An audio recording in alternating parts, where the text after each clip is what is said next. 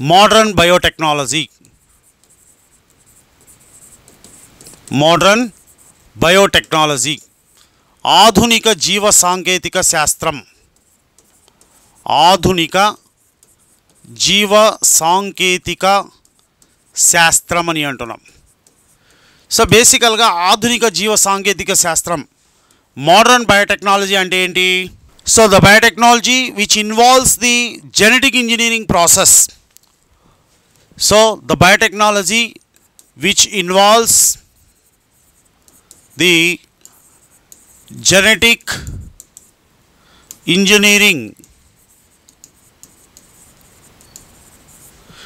engineering process.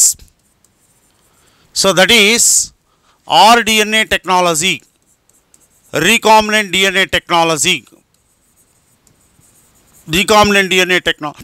technology to genomics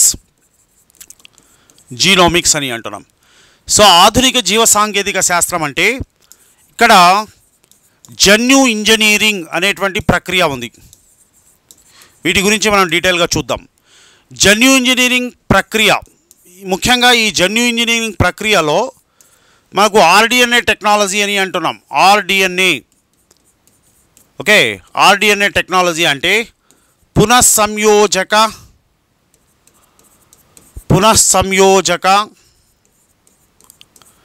DNA సాంకేతికత లేదా పునఃసంయోజక DNA సాంకేతిక ప్రక్రియ, ఆర్డిఎన్ఏ టెక్నాలజీ అనేటువంటి ప్రక్రియ. వీటితో పాటుగా జీనోమిక్స్ అంటాం. ఈ జీనోమిక్స్ అంటే ఇప్పుడు ఏదైనా ఒక జీవి తీసుకున్నాం అనుకోండి, ఆ జీవిలో జన్యు పదార్థాల యొక్క అమరిక అనేది ఏ విధంగా ఉంది, జెనెటిక్ మెటీరియల్స్ ఏ విధంగా ఉన్నాయి, ఏ విధమైనటువంటి జన్యువులు ఉన్నాయి, ఎన్ని రకాల క్రోమోజోమ్స్ ఉన్నాయి అనేటువంటి జన్యు సమాచారం మొత్తాన్ని తెలుసుకోవడం. సో దాన్ని మనం జీనోమిక్స్ అని అంటున్నాం. సో బేసికల్గా యాక్చువల్గా ఈ మోడర్న్ బయోటెక్నాలజీ అంటే ఆధునిక జీవ సాంకేతిక శాస్త్రం అంటే ఏం చెప్పాం? జన్యు ఇంజనీరింగ్ లేదా జెనెటిక్ ఇంజనీరింగ్ ప్రాసెస్ని ఇన్వాల్వ్ చేసుకున్నటువంటి బయోటెక్నాలజీ లేదా ఆర్డిఎన్ఏ టెక్నాలజీ అనేటువంటి ప్రక్రియ నుంచి జీనోమిక్స్ అనేటువంటి ప్రక్రియల వరకు ఆధునికమైనటువంటి అడ్వాన్స్డ్ టెక్నిక్స్ని యూజ్ చేసుకొని డెవలప్ చేసినటువంటి బయోటెక్నాలజీనే మనం ఆధునిక బయోటెక్నాలజీ లేదా మోడర్న్ బయోటెక్నాలజీ అంటాం. సో బేసికల్గా ఈ మోడర్న్ బయోటెక్నాలజీ ఉంది కదా, ఈ మోడర్న్ బయోటెక్నాలజీ మనకి ఎప్పటి నుంచి ఫ్లరిష్ అయ్యింది అంటే 1953లో వాట్సన్ అండ్ క్రిక్ అనేటువంటి శాస్త్రవేత్తలు డిఎన్ఏ యొక్క నిర్మాణాన్ని కనుగొన్నారు. సో డిఎన్ఏ యొక్క నిర్మాణం, సో డిఎన్ఏ యొక్క స్ట్రక్చర్, అదేవిధంగా డిఎన్ఏ యొక్క సంఘటనం, కాంపోజిషన్, డిఎన్ఏ యొక్క సంఘటనం అంటాం. సో అంటే కాంపోజిషన్ ఎప్పటి నుంచి అయితే మనకు 1953లో వాట్సన్ మరియు క్రిక్ అనేటువంటి శాస్త్రవేత్తలు డిఎన్ఏ యొక్క నిర్మాణాన్ని ప్రతిపాదించారు, డిఎన్ఏ స్ట్రక్చర్ని ప్రపోజ్ చేశారు. ఆ తర్వాత డిఎన్ఏ యొక్క కాంపోజిషన్ ఏముంది, డిఎన్ఏ యొక్క సంఘటన ఏముంది, డిఎన్ఏలో ఏమేం భాగాలు ఉన్నాయి, ఏమేం పదార్థాలు ఉంటాయి అనేటువంటి విషయాలను తెలుసుకున్నారు. అక్కడి నుంచి మొదలైంది మనకు మోడర్న్ బయోటెక్నాలజీ అనేది.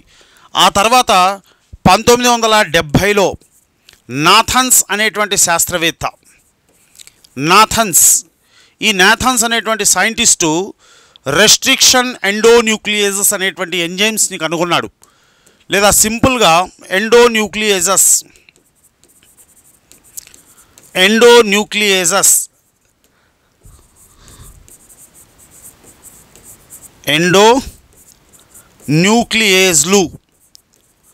ఈ ఎండోన్యూక్లియేజ్లు వీటినే మనం ఏమంటామంటే అణుకత్తెరలు అని అంటారు. ఈ అణుకత్తెరలు, సో వీటిని మాలిక్యులర్ సిజర్స్ అని అన్నాం. Molecular scissors. సో చూడండి, మాకు ఆధునిక జీవ సాంకేతిక శాస్త్రం మోడర్న్ బయోటెక్నాలజీ అనేది ఎప్పటి నుంచి డెవలప్ అయ్యింది అంటే 1953లో వాట్సన్ అండ్ క్రిక్ అనేటువంటి శాస్త్రవేత్తలు డిఎన్ఏ యొక్క స్ట్రక్చర్ని, డిఎన్ఏ యొక్క కాంపోజిషన్ని కనుగొన్న తర్వాత, ఆ తర్వాత 1970లో నాథన్స్ అనేటువంటి శాస్త్రవేత్త ఎండోన్యూక్లియస్ అనేటువంటి ఎంజైమ్స్ని కనుగొన్నాడు. ఆ కనుగొన్న తర్వాత ఆర్డిఎన్ఏ టెక్నాలజీ అనేటువంటి ప్రక్రియ అభివృద్ధి చెందింది. రీకాంబినెంట్ డిఎన్ఏ టెక్నాలజీ అనేటువంటి ప్రక్రియ అభివృద్ధి చెందింది. ఆ రీకాంబినెంట్ డిఎన్ఏ టెక్నాలజీని మనం జెనెటిక్ ఇంజనీరింగ్ అని అంటున్నాం. ఎప్పుడైతే ఈ జెనెటిక్ ఇంజనీరింగ్ అభివృద్ధి చెందిందో అప్పటి నుంచి మనకు ఆధునిక జీవ సాంకేతిక శాస్త్రం అనేది ఒక అభివృద్ధి చెంది ఒక విప్లవాత్మకమైనటువంటి మార్పులు తీసుకొచ్చింది. రెవల్యూషనరీ చేంజెస్ అనేటివి రావడం జరిగింది. సో దీన్ని మనము మోడర్న్ బయోటెక్నాలజీ అని అంటున్నాం. సో బేసికల్గా ఈ మోడర్న్ బయోటెక్నాలజీలో జెనెటిక్ ఇంజనీరింగ్ అనేటువంటి ప్రాసెస్ని ఉపయోగించుకుంటున్నాం కదా. ఆ జెనెటిక్ ఇంజనీరింగ్ అనేటువంటి ప్రాసెస్ ద్వారా మనం ఏదైనా ఒక జీవి తీసుకొని, ఏదైనా ఒక ఆర్గానిజం తీసుకొని అందులో ఉన్నటువంటి జన్యు పదార్థాన్ని మార్పులు చేర్పులు చేయవచ్చు. మనకు కావలసినటువంటి రీతిలో జన్యు పదార్థాన్ని మార్పు చేయవచ్చు. మనకు కావలసినటువంటి లక్షణాలను పొందవచ్చు, వద్దనుకున్నటువంటి లక్షణాలను తీసివేయచ్చు. By this genetic engineering process, by this RDNA technology, we can introduce the new characters into an organism. We can introduce our desired characters into an organism. Otherwise, we can remove an unwanted characters from the organisms. So like that, the genetic manipulation can be done by using this genetic engineering process or RDNA technology process. So we can say that modern biotechnology involves the use of genetic engineering techniques to manipulate the genome of the organisms, to manipulate the genetic material of the organisms. So there is a vast scope of this biotechnology. There is a vast scope of modern biotechnology. ఇప్పుడు ఈ ఆధునికమైనటువంటి జీవ సాంకేతిక శాస్త్రం అనేది మనకు బాగా అభివృద్ధి చెంది వివిధ రంగాల్లో అనేక రకాలైనటువంటి మార్పులు తీసుకురావడం జరిగింది. హ్యూమన్ లైఫ్ పైన ఇంపాక్ట్ అనేది చాలా వరకు చూపించడం జరుగుతుంది. సో మనకు చూడండి, మోడర్న్ బయోటెక్నాలజీ అనేది ఫుడ్ ప్రాసెసింగ్లో ఉపయోగిస్తున్నాం, మనము హెల్త్ కేర్ సెక్టార్లో ఉపయోగించడం జరుగుతుంది, ఇండస్ట్రియల్ సెక్టార్లో ఉపయోగిస్తున్నాం, ఎన్విరాన్మెంటల్ క్లీనప్ ప్రాసెస్లో ఉపయోగించడం జరుగుతుంది, సస్టైనబుల్ డెవలప్మెంట్లో మనము ఈ బయోటెక్నాలజీ యొక్క కాన్సెప్ట్స్ని ఉపయోగించడం అనేది జరుగుతూ ఉంది. సో ఈ విధంగా మనకు బయోటెక్నాలజీని మనము అది అభివృద్ధి చెందినటువంటి విధానాన్ని బట్టి based on its origin the biotechnology have been classified into traditional biotechnology and modern biotechnology. సింపుల్గా ఓవరాల్గా ట్రెడిషనల్ బయోటెక్నాలజీ అంటే పూర్వం మానవ నాగరికత అభివృద్ధి చెందినప్పటి నుంచి మానవుడు అనేక రకాల మొక్కలను, జంతువులను, సూక్ష్మజీవులను వివిధ పద్ధతుల ద్వారా వినియోగిస్తున్నాడు. వీటినే మనము ట్రెడిషనల్ బయోటెక్నాలజీ, సాంప్రదాయక జీవ సాంకేతిక శాస్త్రం అంటున్నాం. ఆ తర్వాత 19వ శతాబ్దంలో, 20వ శతాబ్దంలో మనకు టెక్నాలజీ అనేది, సాంకేతికత అనేది కాస్త అభివృద్ధి చెందింది.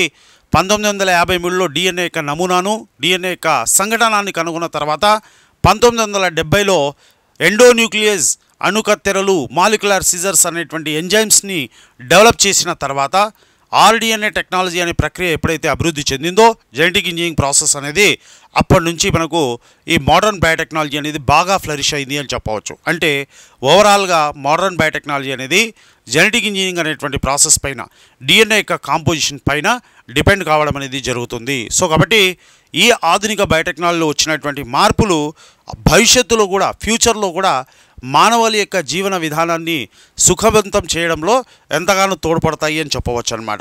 సో ఈ విధంగా మనము బయోటెక్నాలజీని మనకు మోడర్న్ బయోటెక్నాలజీ, అదేవిధంగా ట్రెడిషనల్ బయోటెక్నాలజీ అని రెండు రకాలుగా విభజించడం జరిగింది. మనం క్వశ్చన్ ఇక్కడ ఎలా ఎక్స్పెక్ట్ చేయవచ్చు అంటే, జీవ సాంకేతిక శాస్త్రం అనగానేమి? సో ఇక్కడ క్వశ్చన్ ఎలా అడుగుతాడంటే మనకు చూడండి.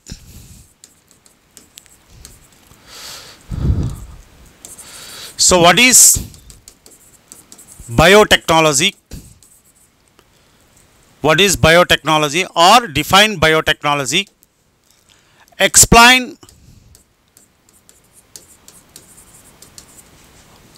the difference between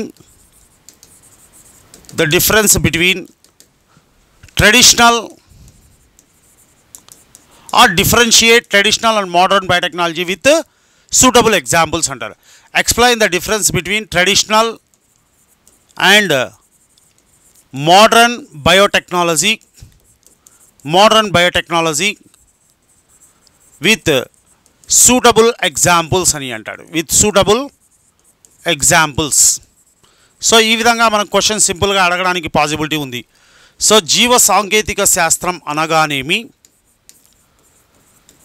జీవ సాంకేతిక శాస్త్రం అనగానేమి? తర్వాత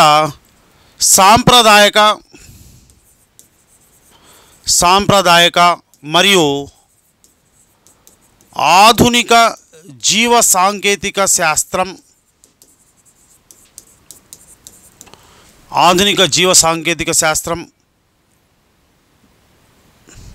సాంప్రదాయక ఆధునిక జీవ సాంకేతిక శాస్త్రం యొక్క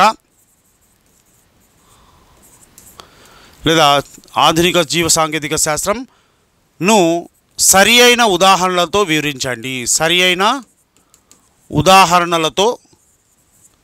వివరించండి అని ఇలా అడుగుతాడు క్వశ్చన్స్. వివరించండి. So what is biotechnology? జీవ సాంకేతిక శాస్త్రం అంటే ఏంటి? What is biotechnology? Differentiate between traditional and modern biotechnology with suitable examples. జీవ సాంకేతిక శాస్త్రాన్ని వివరిస్తూ సాంప్రదాయక ఆధునిక జీవ సాంకేతిక శాస్త్రం మధ్య భేదాలను సరి అయిన ఉదాహరణలతో వివరించండి. సో ఈ విధంగా క్వశ్చన్ అడిగితే మనం ఇప్పుడు ఇంట్రడక్షన్ పార్ట్లో బయోటెక్నాలజీ అంటే ఏంటి, ఈ బయోటెక్నాలజీ యొక్క డెఫినేషన్ రాస్తూ తర్వాత బయోటెక్నాలజీ ఏ విధంగా అభివృద్ధి చెందింది అని ట్రెడిషనల్ బయోటెక్నాలజీ, మోడర్న్ బయోటెక్నాలజీని మనం ఒక సైడ్ హెడ్డింగ్స్తో ట్రెడిషనల్ బయోటెక్నాలజీ అంటే ఏంటి, మోడర్న్ బయోటెక్నాలజీ అంటే ఏంటో ఎక్స్ప్లెయిన్ చేస్తూ సో దానికి సంబంధించినటువంటి 1 or 2 ఎగ్జాంపుల్స్ని ఎక్స్ప్లెయిన్ చేస్తే సరిపోతుంది బాడీలో. ఆ తర్వాత మనకు కన్క్లూజన్లో ఇక్కడ బయోటెక్నాలజీ దాని యొక్క ఫ్యూచర్ స్కోప్ అనేది ఏ విధంగా ఉంది, బయోటెక్నాలజీ ముఖ్యంగా మనకు మోడర్న్ బయోటెక్నాలజీ ఆధునిక జీవ సాంకేతిక శాస్త్రం యొక్క స్కోప్ ఏ విధంగా ఉంది, ఈ ఫ్యూచర్లో మానవాళికి ఏ విధంగా ఉపయోగపడుతుంది అనేటువంటి విషయాన్ని పాజిటివ్ వేలో దాన్ని కన్క్లూడ్ చేస్తే మాకు సరిపోతుందండి. సో ఈ విధంగా మనము ఈ బేసిక్ కాన్సెప్ట్స్ నుంచి మన క్వశ్చన్స్ని ఎక్స్పెక్ట్ చేయవచ్చు.